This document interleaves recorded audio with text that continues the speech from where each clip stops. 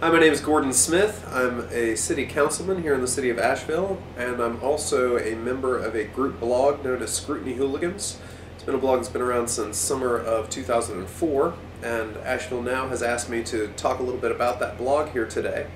Scrutiny Hooligans has become a place for people who want to know more about local politics and who want to see more of a political perspective from Asheville residents to be able to come and have conversations and form community. The rules around Scrutiny Hooligans are very few. Every contributor has complete editorial freedom. The rules that we try to follow is 1, everything needs to be true. 2, everyone needs to recognize that our mothers read this blog as well. So being able to keep it, while not always safe for work, at least so it doesn't offend grandma. And that's been a pretty successful formula so far. We've done our best to include as many members of the community as we can. What we've been able to do over the years is see a lot of different iterations of front pagers, and we've seen a lot of different kinds of community grow out of that, with some people staying for the long haul. Most recently, well actually let me back up a little bit.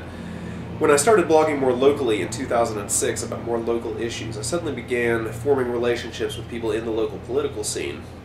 This grew into a network, and what I found was that folks started reading the blog thinking that a lot more people were reading than actually were.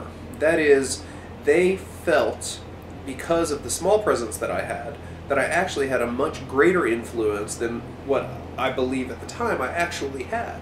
So what they essentially did was they gave me influence and gave me power simply because they perceived me as already having those things. It was a pretty interesting dynamic, because of the people in political circles tend to run into each other all the time, and since they were all reading it and they would bring it up, it seemed among those political circles that everyone was reading it because everyone that they were hanging out with was reading it.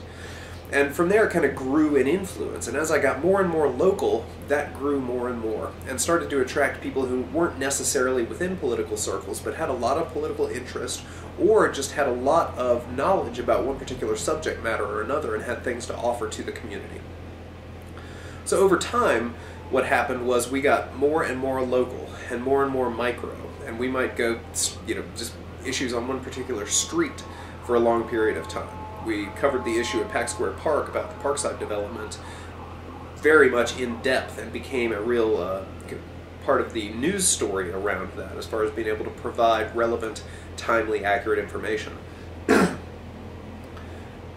So, here I was, a member of this group blog, had gotten very well schooled in a lot of the political issues of the area, and had grown quite a political network, and decided I would give it a shot.